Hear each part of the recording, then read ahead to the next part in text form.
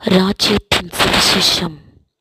இதோ பூலோகம் முழுவதும் சுவிசேஷம் அறிவிக்கப்படும். அப்பொழுது முடிவு வரும். இதோ ராஜ்யங்களுக்கு விரோதமாக ராஜ்யங்களும் பஞ்சங்களும் கொள்ளை நோய்கள் உண்டாயிருக்கும். இதோ தேவனுடைய ராஜ்யம் சமீபமாக இருக்கிறது. இதோ ஒரு ராஜ்யத்திற்கு விரோதமாக ராஜ்யம் எழும்ப ஆரம்பித்து விட்டது. இதோ இந்த சிறு பிள்ளைகளை கொல்ல துணிந்து விட்டார்கள். இதோ கடைசி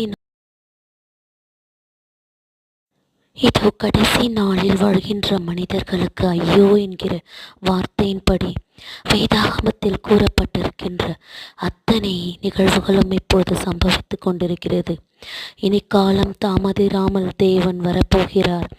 இதோ கோடான கோடி தேவ தூதர்களோடு கூட பரிசுத்தவான்களோடு கூட அவர் வரப்போகிறார். மனிதர்களுடைய கண்கள் யாவும் அவரை காணும்.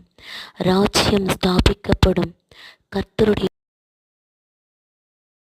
இதோ காசா தேசத்திற்கும் இஸ்ரவேல் தேசத்திற்கும் பாலஸ்தீனர்களுக்கும் இவர்கள் செய்கிற அக்கிரமத்திற்கு பலனாக அவர்களுக்கு வரப்போகிற ஆக்கினை தீர்ப்பை தேவன் எழுதியிருக்கிறார். இதோ தேவன் இவர்களுக்கு விரோதமாக கொடியேற்றுகிறார்.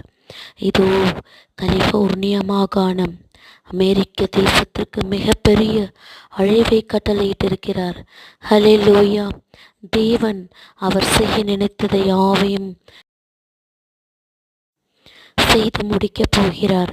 இதோ கடைசி நாளில் கோடான கோடி தேவ தூதர்களோடு வரப்போகிறார்.